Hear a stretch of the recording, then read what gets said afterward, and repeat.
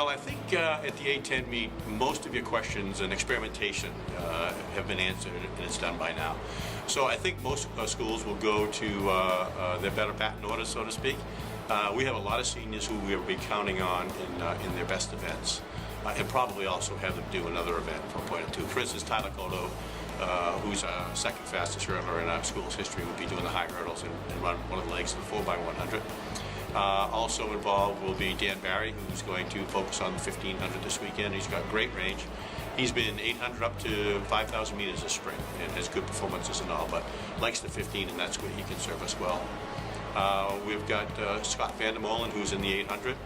Scott's been very versatile for us between the 800 and the 3,000. We've got Sean Duncan, who recently ran that great steeplechase qualifying time last week at our home meet, the pre-conference meet. The two Johnson brothers, they can go between the 10,000 and the 5,000.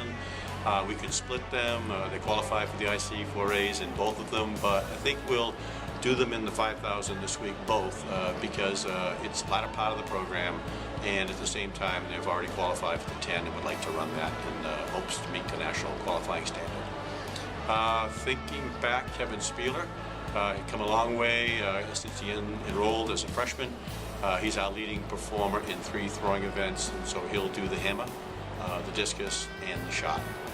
And the rest of our, I think, majority of the guys, and I'm apologizing to anybody I might be forgetting, but the rest of the guys will basically be underclassmen who are not too far behind some of the seniors, so we're looking forward for a good weekend. The two better tracks amongst the conference schools are UNC Charlotte and UMass.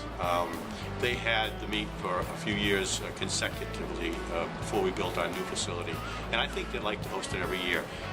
It's a great facility. Ours is certainly the equal to it. But I think any coach would like to have the conference championship at home. It does prove to be a significant advantage. It's located in a great part of their athletic program, facilities for their athletic program. It's got a tremendous amount of seating. The facilities for the jumps and the sprints and hurdles and oval events are usually yield very fast times. They've had some national level meets there, especially at the junior and high school level.